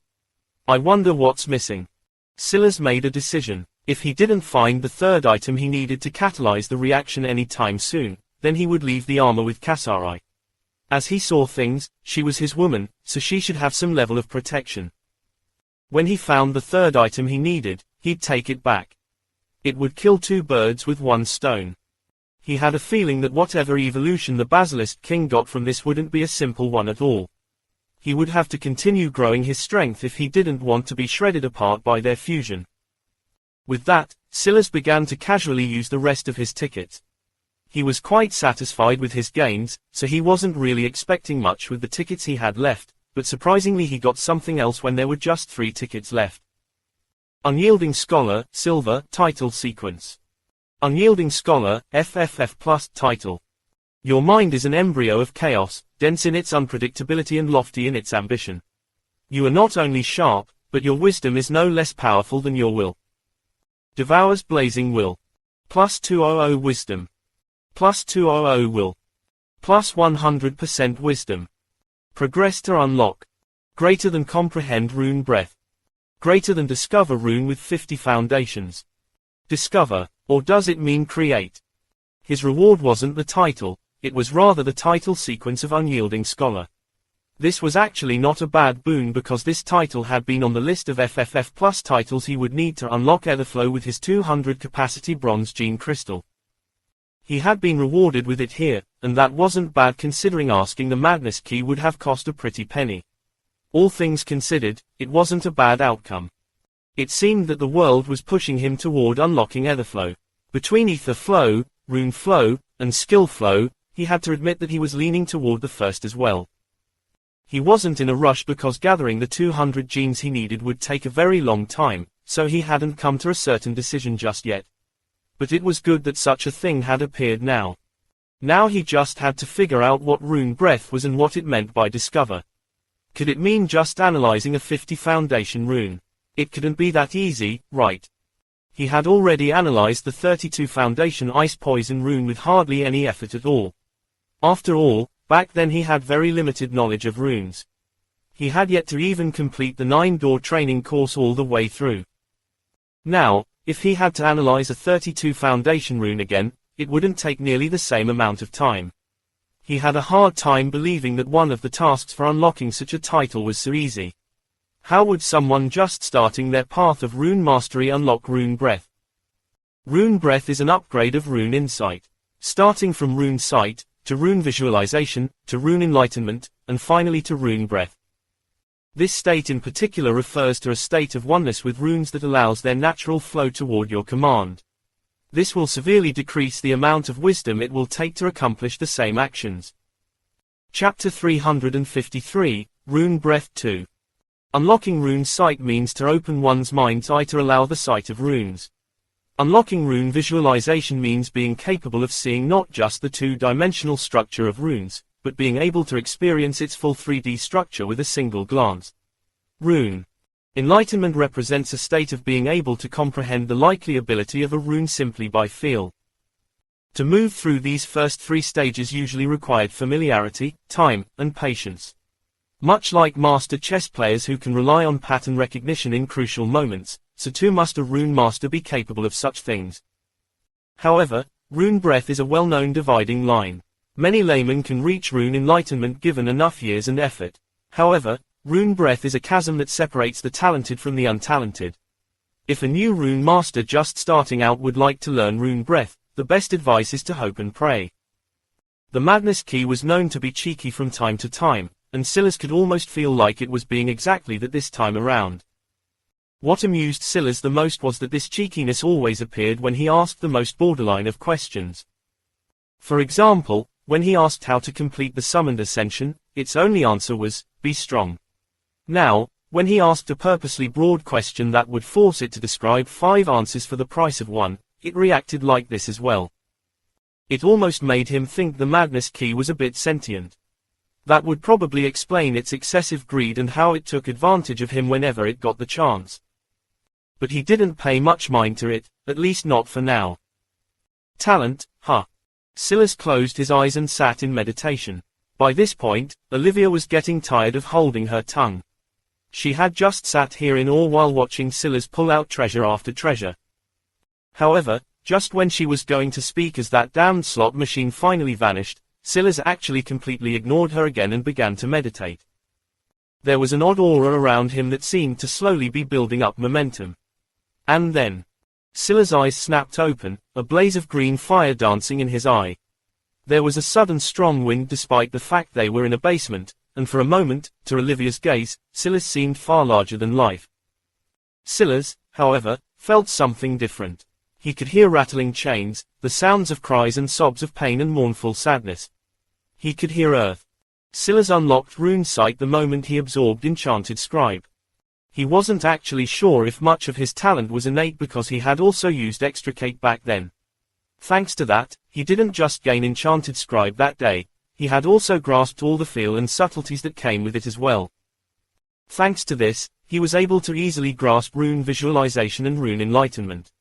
When this was paired with his usual intelligence, he had blazed through the first 3 stages of rune mastery without even being aware of it. However, rune breath was a bit different. Extricate could definitely bridge some of that gap for him, but the rest relied on himself. Essentially, Extricate had allowed him to take a peek at rune breath and what it might feel like, but if he didn't have the talent for it, taking that next step would require using Extricate on a far stronger rune-related gene for him to grasp it. And now, as expected, rune breath comprehension was crossed off his list. Now he just needed to analyze a 50 foundations rune, N, O, Vel, B, JN.C, Om. If this was all the title sequence meant by Discover, then this would be the easiest gain in stats he had had in a long time. He would have to see if the System City Library had a rune he could analyze there. If not, he would borrow Casray's Nexus. Finally, Silas stood to his feet. The calls of the morning runes around him were slowly phased out. Soon enough, he would find a way to reverse this. If that was possible, Earth would certainly see a huge boon very quickly. It had to be remembered that every time their runes were tampered with, they had to restart from square one and build up science all over again. But what if he healed Earth? Wouldn't they then have the insights of several civilizations to build up something entirely new for themselves? It's time to go, Silas said to Olivia. Get dressed and pack up what you need into the car. From now until the time we leave the city. Well, it might get a bit bumpy. While Silas was working out and using the slot machine, he had also been observing their perimeter. It seemed that the government agents felt that something was off. Being unprofessional was possible, but being unprofessional to the extent that Silas was could only be considered overdoing it. Of course, they weren't to the point of bursting in and ensuring Olivia and Silas really were having a romp, but the likelihood they would double-check the situation, or maybe even take a pass to visit Olivia after Silas left, was very high. They might even stop covert observations in favor of something more permanent. They would have to be ready for that. Olivia opened her mouth to say something, but in the end, she shook her head. Maybe only a woman with a mouth like Kasari could handle this man. She had about had enough after just a few hours. At the very least, he could get her out of this hellhole. Every day was just the same monotonous bullshit. They kept her in a figurative cage, and she was suffocating as their elites continued to improve. Now, she would finally get the chance to stretch out her wings again. She couldn't help but feel that the more the government acted like this, the more people like her they would push away. The two got into the car. Do I really have to hide between your legs? Yes, Silas said. I feel like you're messing with me. I'm not, Silas said without the slightest change to his expression. You can't hide in the obvious places, and even though the windows are tinted, the fact they're not being aggressive means they probably have a way to see through them if need be. This is definitely the best place. Olivia grumbled. Inwardly she swore never to offend Silas again. He could be petty and yet sound reasonable while doing so. Chapter 354, Suicide. This is not the way to our home. Miss Collin was sharp. It hadn't even been 5 seconds since Silas took the wrong path. Until now, she hadn't felt that anything was amiss other than the fact that their supposed bodyguard wasn't doing his bodyguard duties. At first, she thought that Silas was just very good at concealing himself. But she, herself, wasn't a pushover. After not catching the slightest whiff of Silas in an entire 2 hours, she realized that something must be the matter. However, that also made her feel odd. If Silas wanted to do something to them, why would he just vanish? And why let them go to the amusement park first? Miss Collin was on edge ever since that previous incident. In fact, it was this incident that allowed Silas to have such an easy time of it. She and her little boy had been attacked before, and Brand was almost too late to stop something terrible from happening. It was Legacy. The likes of Professor Fembroise weren't the only ones that Legacy wanted to catch. Much like Silas could see through the fact that Brand had a great bit of value, so too could Legacy. However, they weren't as familiar with Brand's personality and background as Silas was, so they chose to use force rather than persuasion. Ultimately, the result was the failed attack. Thanks to this, Brand had a legitimate reason to get his wife and son a guard, allowing Silas to slip into that role perfectly. Silas didn't ignore the woman, as that would make things bad very quickly. Indeed, we aren't going to your home. But, all you need to do is think about how you ended up here, and you will understand. Miss Collin's eyes flickered. Indeed, from start to finish, everything was her husband's idea. Even going to the amusement park today was something Brand had spent half an hour convincing her to do. When she had this thought, she relaxed. In fact, she even smiled a bit. Silas looked in the rearview to see that she was calm and relaxed. "Can I come out now?" Olivia grumbled. Miss Collin was startled again. The SUV was large, and from her vantage point, she couldn't see that there was someone between Silas' legs. She wouldn't even think to consider that something could fit down there to begin with. "Not yet," Silas replied. "Stay. Once we've been caught, then you can act." Silas looked back through the rearview again. "Protect your boy, but don't make it too obvious just yet." Miss Collin nodded solemnly. Luckily, the toddler was all out of battery after their time in the amusement park, so he was in a deep sleep. She gently arranged his hair and took a deep breath to calm herself. This is for the better. Time continued to tick by, and just when they were in a silent lull, Silas hit a sudden turn and floored it. ... Suspect has made his move. I repeat, suspect has made his move. A cascade of orders fell, and Silas could almost feel his skin prickle as several danger signs blared from his luck. The more time he spent with great luck, the more he realized that it was far from just a measure of tipping the odds. As the greatest athletes always said, luck only triggered when opportunity met preparedness. Luck didn't just hand you things on a silver platter, it made you more alert, more ready, more keen to react. Opportunity and preparation. Silas' gaze flashed, and the wide-body car weaved through the streets with a deftness that shouldn't have been possible. The SUV was like an extension of his body. He could feel when the tires were going to spin out and stay just beneath the threshold, but when they had to, he would use it to his advantage, drifting around corners and flooring it when he had to. By this point, Miss Collin had already covered her boy's body with her own.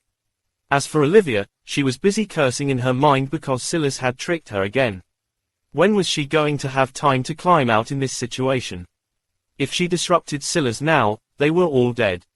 She had half a mind to punch him in the dick. Such a Kassarai thought, she mumbled to herself. Get ready to jump with everything you have. Don't think about it. When I give the signal, just jump. Silas' words confused them, but they could only listen. Olivia moved into a more crouching position, grabbing Silas' thighs to steady herself. At the same time, Miss Collin bundled her son, who had long since awakened, and leaned forward. The little boy sure had great courage because even now, he looked like he was just enjoying any other roller coaster. Silas' gaze, however, was completely focused on what was ahead. They were quickly approaching the oncoming barrier, and by now, the military men and women were certainly getting antsy. The odds that they would fire on him now were high, but they also likely didn't believe that he would use the SUV as a battering ram. After all, if he did something like that, they would all die. But that was exactly what Silas was doing. Rather than slowing down, he was actually speeding up, heading toward the barricade. The SUV had already hit over 150 kilometers an hour, and its engine was practically whistling under the strain. Move, move.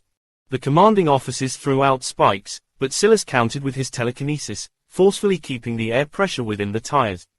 In the end, they could only command everyone to scatter. Olivia couldn't see what was happening, but she heard the gunshots that followed. As for Miss Collin, her face was as pale as a sheet of paper. Why wasn't Silas slowing down? Was he going to kill them all?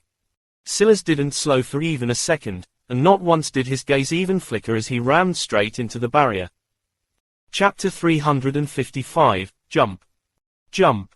Silas' command came at that same instant, and they all leapt into the air. Miss Collin couldn't help but close her eyes, feeling that the end had come. Had she been too naive? Maybe her husband from last night wasn't even her husband who knew what sorts of weird abilities the people of this world had now. But why go through all this trouble just to kill her? However, after 2 seconds passed, she realized there was an issue. There was too much wind, there was no impact, and why did it feel like she was soaring through the skies? She, Silas, Olivia, and her boy soared over the wall, and just as they were about to come crashing down, they were slowed considerably by a strange force. The landing was still heavy, but it was the kind of heft one might feel after jumping down 2 meters, not over 20 like what they had just experienced. Not to mention the fact that they had just been flying at 150 kilometers an hour. Silas was the first to recover. He had landed perfectly on his feet, and his body absorbed the impact with ease. Olivia was still rolling on the ground, and Miss Collin had fallen on her back like a sack of potatoes, protecting her boy. In the process, she had definitely fractured a bone or two and seemed to have rolled her ankle. But all of this was within Silas' calculations. He hurried over and picked Olivia up. They were still only about 50 or so meters from the city walls, and it was likely that they could still be shot at. As expected, the rifle rounds came quickly, but the distance was too far. Silas wasn't at the point that he could block bullets, but this rain of rifle rounds was too sporadic. It was clear that the changes to the laws were affecting them heavily. In another month or two, no modern technology would work at all. To deal with them, Silas simply dodged. He and Olivia were still the main targets, and after he picked her up, they were one target. It was all too easy. His expression never changed as he summoned his blue cyclone horse, putting Olivia onto it. Keep them from falling. I'll be right behind you. He hurried to the side of the mother-son pair as they struggled to stand. The boy wasn't hurt in the slightest, and that was certainly its own relief. Silas helped them onto the back of the horse, unfortunately having to use a less than king's shield charge from his stability bracelet. The bullet tore right through it and into his shoulder, but it was a calculated injury. The bullet got stuck in his bone after losing much of its energy and couldn't continue through. By the time he took this bullet, the horse had already soared off into the distance, leaving just Silas alone.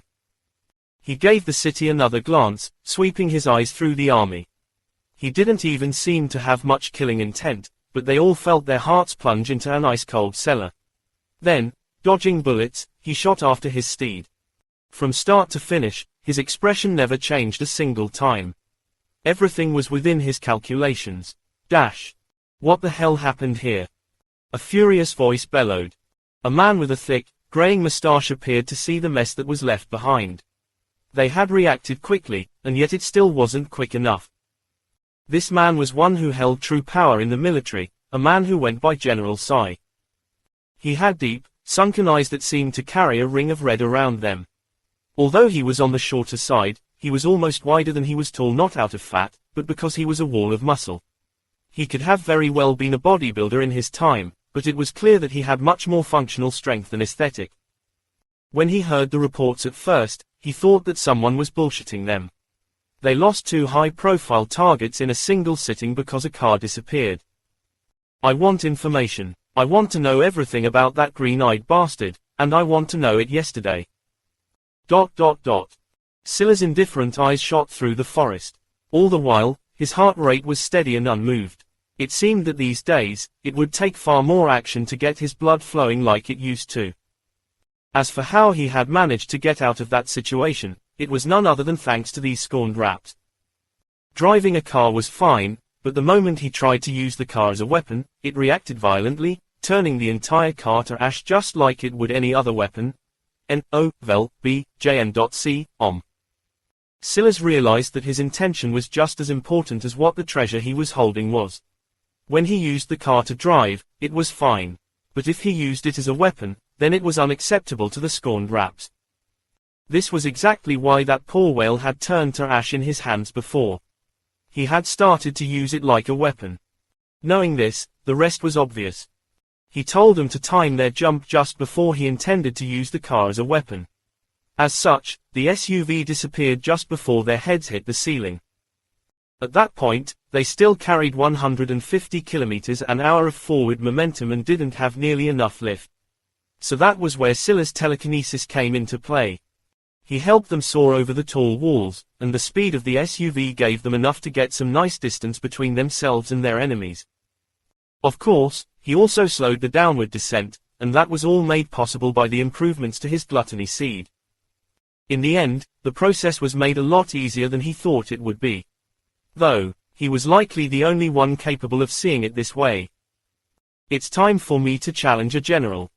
356 Detainment Bonus. Silas returned to Castlemaine only to be detained. The situation was actually worse than it seemed, although he took it as mostly a joke. Gregory even had the likes of Brant's toddler in shackles. On the way back, the group had met up with Brant, who was waiting anxiously. The man almost wept when he saw his wife and son, and when Silas saw this, he knew that he would likely not have to worry about Brant in the future. Brant had been practically grinning from ear to ear. He might have carried his wife and son on the way back himself if not for the fact they reminded him that they had prepared a horse and carriage. However, that fantasy came crashing down a moment later. He couldn't help but look towards Silas, but Silas wasn't the type of person to give reassuring glances. He just let Gregory do what he wanted until they were escorted to separate holding rooms for Kasari to personally inspect. What Silas didn't expect was to have to sit and wait there for an entire 3 hours, but he could see more than a third of the village just with his visualization alone, so he knew exactly what was happening. Kasari was taking her time. She had gone through the necessary hassle and released Olivia and 2 small families of 3 basically immediately. Then, she housed them in her City Lord abode, a place that had actually grown since the last time Silas had seen it. The first time he saw the City Lord mansion, it was just a small shack with a single room that housed the city stele in a corner. The second time, it grew into a small cottage. This third time he appeared in it, there had actually been a spacious enough basement to house the portal and city stele. Now, there were 5 semi-decently sized rooms, and it was much more like the mansion title in its namesake. Kasari gave 1 room to the family, left 1 to her parents, and she actually started to share 1 with Olivia, although there was plenty more space. Obviously, she was thinking ahead for the future. As for why she was taking so long, it was obviously because she was still angry with Silas. Silas, however, didn't mind. These chains could hold him, sure. He wasn't yet superhuman to the point of shattering them with his strength. Still, he didn't care one way or another. He closed his eyes and began to sense rune breath. Because of the time crunch, he hadn't really basked in the feeling. It was also much harder before considering there was no abundance of ether where they had been. As for the wound to his shoulder, it had already healed on the way here. That sort of injury was only a scratch to the current Silas. He took a breath and felt enchanted scholar stir within him. Almost immediately, the runes in the air manifested and moved to his will. The description was correct. With rune breath, the pressure on my mind when using runes has reduced considerably. It probably costs 1/10 as much now. Which means, rune breath felt a lot like how skills felt. Skills use a minimal amount of ether from within your body to communicate with ether in the atmosphere to trigger some sort of effect. Before, Silas was taking on the burden of rune creation all by himself. But now, the atmosphere was listening to him as well, making things several times easier. Strokes began to gather, and Silas stamped down. A complete ice poison rune formed, and guided by Silas' ice poison ether, it drilled into the chains on his body. Silas felt a cold chill that quickly became warm. With a casual roll of his shoulders. Snap! He opened his eyes to find the chains that had bound him in pieces. He actually didn't care whether they were on him or not, but it was truly fascinating that he could do this at all. It hadn't even taken a skill. Interesting. If I tried using my ice poison ether alone to do that, it would have taken me several hours to break these chains. But the ice poison rune was like a sharpened blade to my ether's hilt. It helped it pierce. The rune alone could have accomplished it. But with the boost my ether gave it, it didn't have to siphon what it needed from the atmosphere, and it made the entire process much faster. Silas found it all to be fascinating. Before, he hadn't even been able to create the ice poison rune.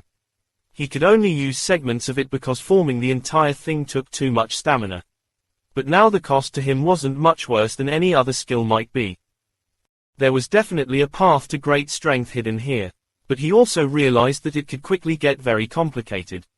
In the future, drawing the line of distinction between runes, ether, and skills might become impossible. Unless he laid a solid foundation now, when things became more complex, he would be lost. The library. Silas loosened himself up. He hadn't minded sitting around because it was a good time to sharpen what he needed to sharpen.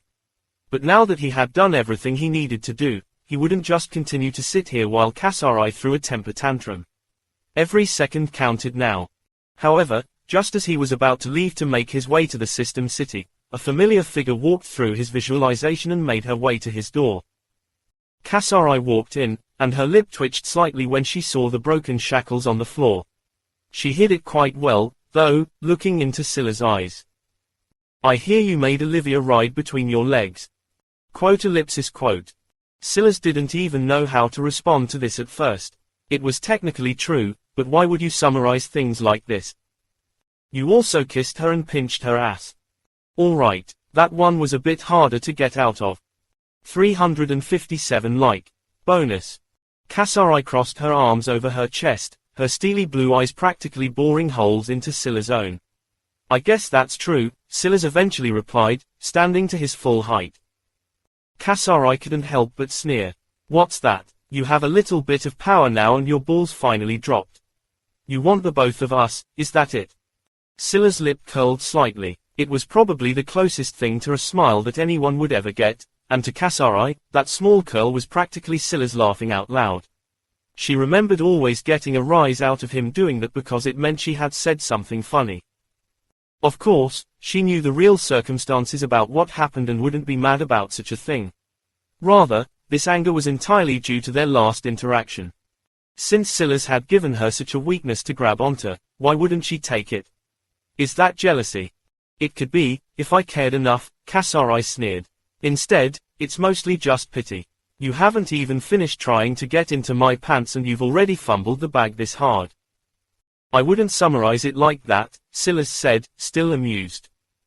"Oh, what are you going to do? Force yourself into my bed with that strength you're so proud of? Is that why you're sharing a room with Olivia now? Scared I'll pounce on you? Shouldn't you have brought your guards here, then?"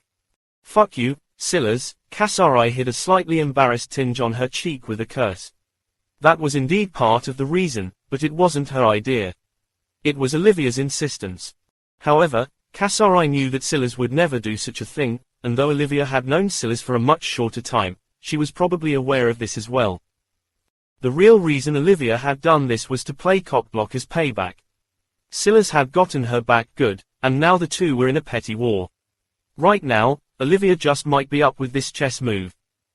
At some unknown time, Silas had already approached to within a foot of Kasari, but her pride was far too great to take a step back. Plus, while she had a lot of emotions for Silas, none of them were embarrassment or fear. Silas' eyes bounced back and forth between her own as though he was trying to see something. After a long while, he took something out. "Here, try this on and let me see."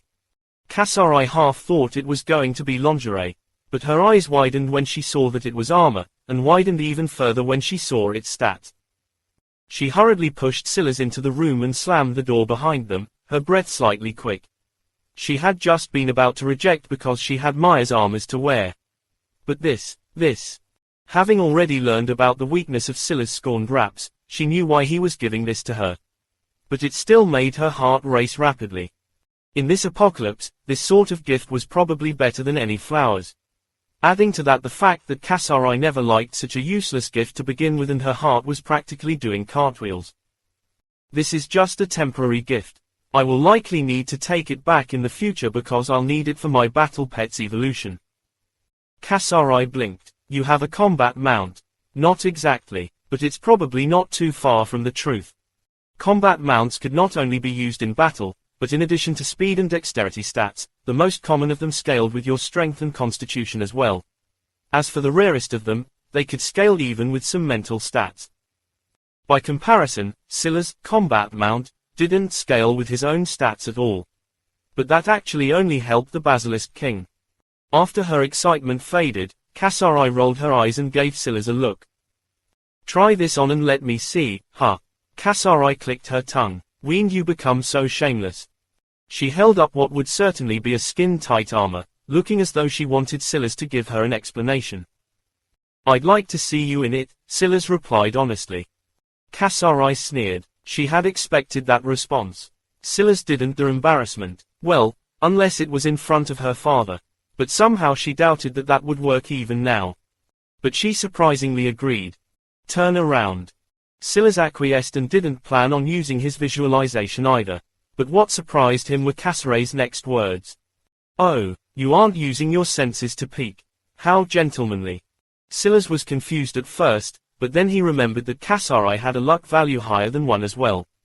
She may have unlocked a visualization as well and was probably able to sense his own and block it somewhat.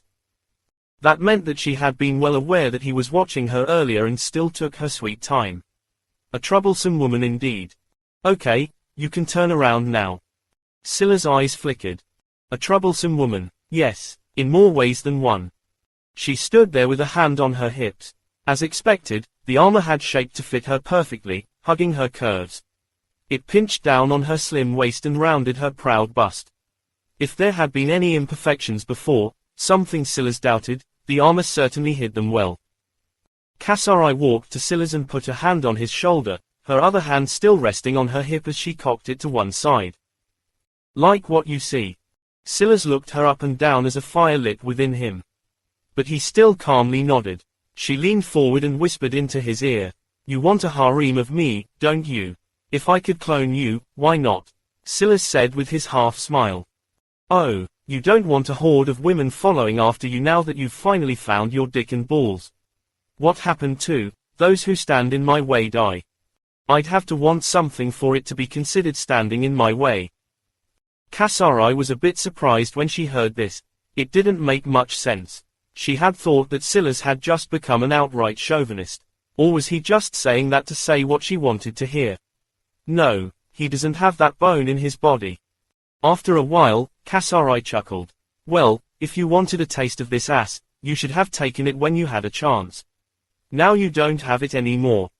Kasari gave Scylla's crotch a light pat, then stepped away to slip some more clothes on before vanishing down the corridor.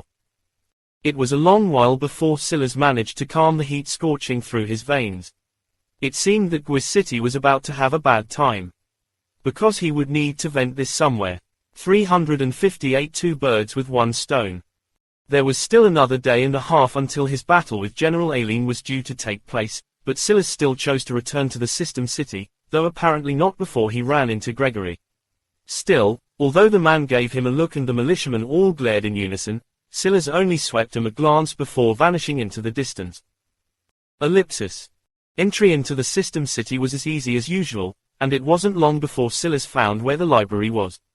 When he returned, he nodded. As expected.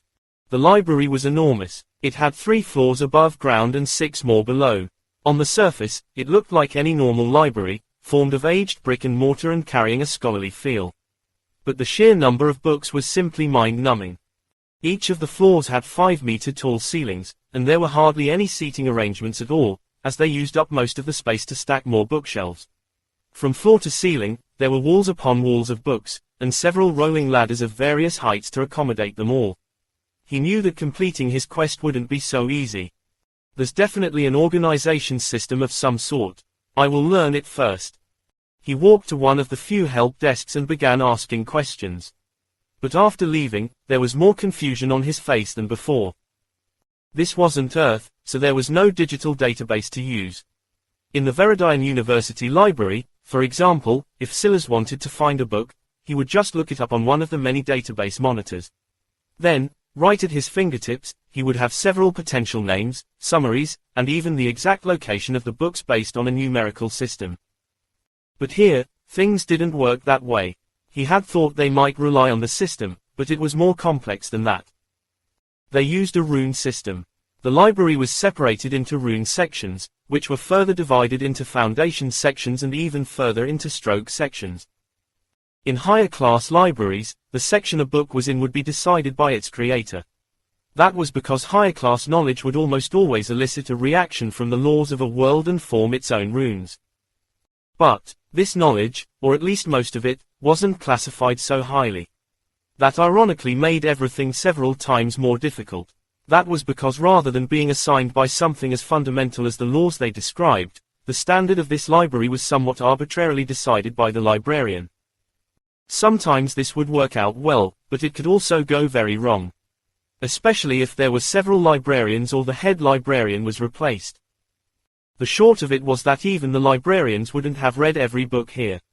That meant that Silas had to wade through a tide of clickbait titles, scholarly hack jobs, and the incompetence of the librarians themselves. The majority of the library was actually arranged in alphabetical order, which was mind-numbingly stupid. The sheer number of books in the T section because of a book starting its title with the was enough to make a man weep. It isn't completely hopeless. The bottom 3 levels are only available to nobles for a reason. You even need to be a duke or general to get liberal access to the bottom floor. That means that there's at least some separation of quality. But that might be a worse thing for me. Silas took a breath and stood in a random location. He needed a better way to sort through all of these books to find the information on lost civilizations that he needed. I guess the only way to do this is to just start. Silas' visualization quickly covered a full 30-meter radius. As large as the library was, this was still enough to cover most of it with the exception of the bottom-most floors. Difficult. Silas frowned. While he was able to cover a 30-meter radius, for a full 60 meters in total if it was measured from end to end, his wisdom was still too low to grasp everything within that radius. He often found himself bouncing from one location to another. It was similar to eyesight in that way. There was a focus and then there was the periphery. Most of Silas' visualization fell into the periphery, and he had to turn his intention toward it in order to grasp the detail of what he was seeing. When analyzing runes, the details were the most important, so it was hard to get away with just a vague understanding. By comparison, in battle, the moment something odd moved he would be able to grasp it. No, I have to take a different approach. Maybe. Silas had never tried before, but he forced himself to shrink down his visualization. Surprisingly, it was extremely easy. At first, it took a bit of focus, but then he could move it freely. He continued to shrink it until he could get a focused image of every little thing in that region. 6 meters or so seems to be the spot. But that puts a lot of strain on my mind, and I can barely hold out for a few minutes. But, if I shrink it again to 5 meters, I can last probably a half hour. At 4 meters, 2 or so hours shouldn't be an issue at all. After some thought, Silas settled on 5 meters. The formula of a sphere came to mind, and he realized that every meter he lost was actually quite a large volume by comparison. Although he could last longer if he went even shorter, it wasn't worth it. Plus, this would be a good opportunity to raise the mastery of less than mad and enlightenment greater than. He would kill 2 birds with 1 stone.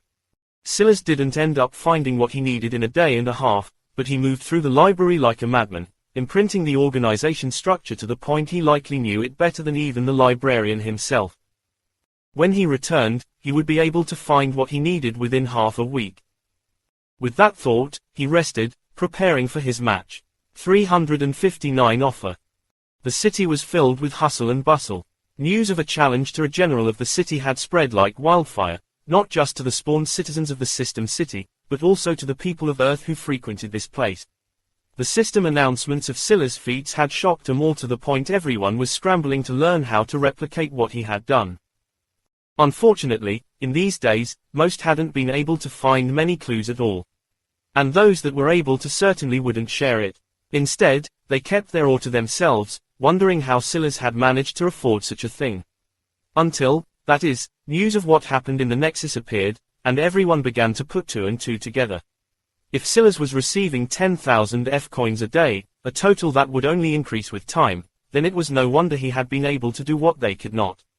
Those that understood the path could only grit their teeth and start hoarding their coins. Little did they know that buying property only made you a true citizen, not a noble. Their path ahead was long, and before they could even try to catch up with Silas, news of this battle began to spread. Even more unfortunately for them, because they weren't citizens, most of them ended up locked outside, unable to witness the festivities. Ellipsis. Silas calmly walked down a dark and cold corridor. There were faint sounds of crowd noise in the far-off distance, but it ironically only made one feel more isolated, as though that crowd was just worlds away, and yet at the same time a scene that you didn't want to see. Because seeing them would inevitably mean that you would have to put your life on the line. It was an interesting psychological tactic, one that didn't work on Silas at all. Silas' gaze flashed as he noticed a figure ahead of him. He leaned on the wall and gave Silas a casual glance as though trying to see something. This man was none other than Lycerius. Silas' steps came to a calm stop. He was just about 5 meters or so from Lycerius, and he didn't seem to have any intention of getting any closer. He didn't say anything, waiting for Lycerius to speak. "Ah, so you're that type," Lycerius said with a silent chuckle, pushing himself off the wall. "Cold, stoic, logical, I think the word is. That makes things much easier, no? How about you come and work for us?" Silas looked at him for a long while. "Who are you?" Silas asked. Lycerius smiled. "That's not something I can tell you just yet. But you want me to join you. Wouldn't that be for the best? Your little world doesn't have." Lycerius looked up and then stopped talking. Silas could see him tense a bit before everything went back to normal.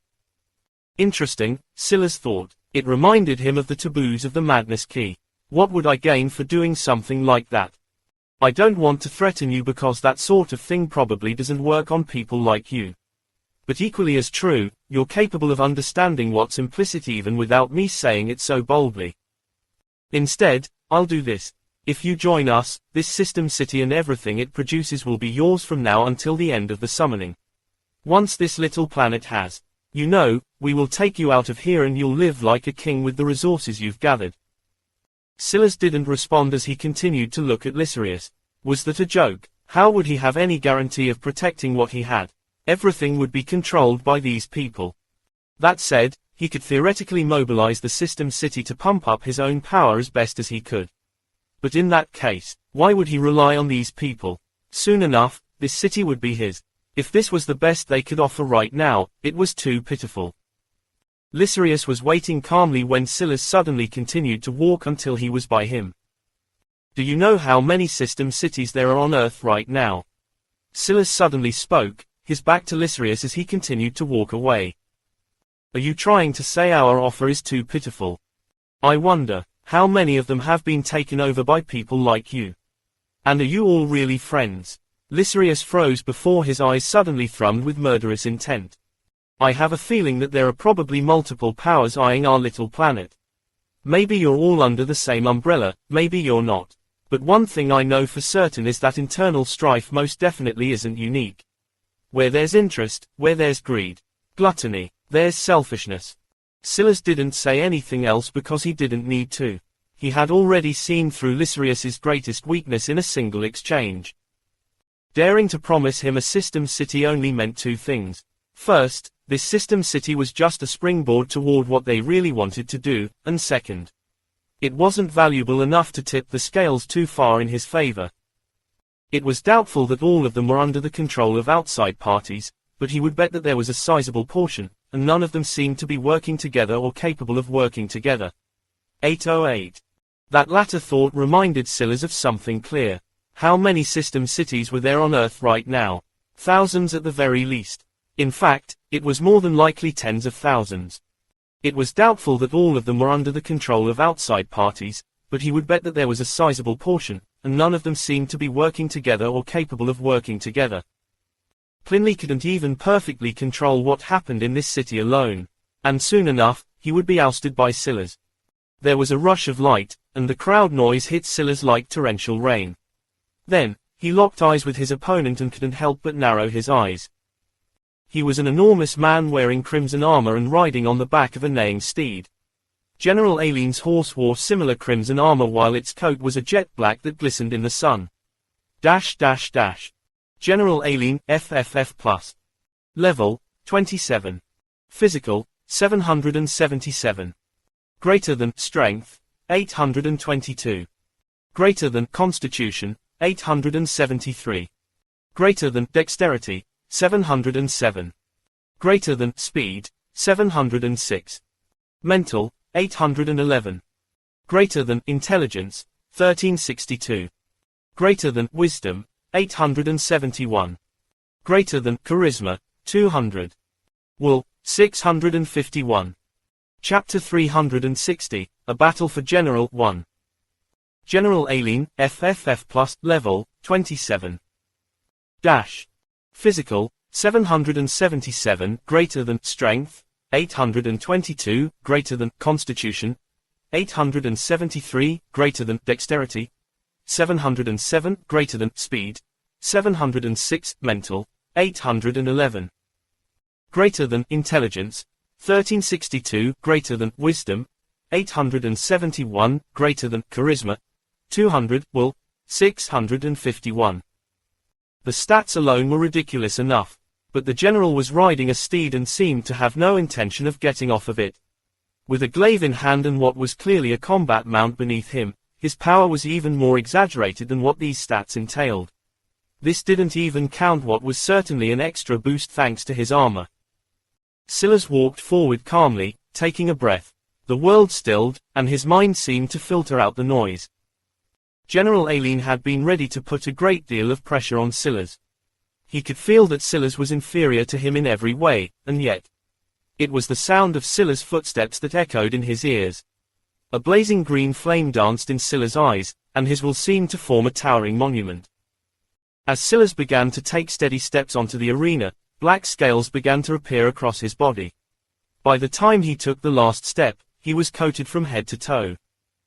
Name: Silas Grimblade. Species: Human, F. Affiliation: Grimblade lineage. Class: Arctic Royal, Fragmented. Profession: Vipermancer, FFF+. Level: 0. Coins: 41,387, F. Titles: A Burning Will, System Breaker, Legendary Tamer, Surge of the Die, Baron of Guiz, Skill Savant, FFF+, Madness Conqueror, FF, Common Arts Enthusiast, F, A Patient Stalker, F, Physical, 448. Greater than Strength, 562. Greater than Constitution, 643. Greater than Dexterity, 289. Greater than Speed, 296. Mental, 467. Greater than Intelligence, 629. Greater than Wisdom, 220. Greater than Charisma, 553. Will, 1013. Luck, 22. Skills: Madness Control, FF+, Basic Scouting, F, Maddened Enlightenment, FF+, Astral Bind, F+, Momentum Shift, F+, Solidify, F+, Master Scouting, FFF, Stunning Spike, FF, Astral Wolfishin, FF, Mirror Step, FF, Psychedelic Punch, FF. Comprehensions: Madness, FFF. Gene State: Rigid. Fragmented Genes: Grimblade Lineage, F, Voice of a King, F, Common Genes. Bronze Genes: Basic Etherflow, F, Enchanted Scribe, F. Title unlocked. Title: Surge of the Die, FF+. The odds shift ever against you, but you're more than willing to play them and push them forward with your will. Title: Devours Shake of the Die. Plus 10% minus 25% boost in all stats randomly when facing 10 or more enemies 5 or more levels strong. Minus 1 enemy necessary for every 100 will points. Plus 25% boost applies. Silas' luck was too high in comparison to the grade of the title. Almost every time he triggered it, he would gain a perfect effect. As for when he had upgraded Shake of the Die, it was none other than on his way to the System City over a day ago. His stats might still be lacking in comparison to this general, but it was no longer so exaggerated. The clench of his fists caused his bones to crackle, echoing even over the sound of the crowd. Boom! General Aileen suddenly moved, and Silas' gaze flashed with a bright blue color. Arctic King's Domain, FFF, Skill, Gold Mastery.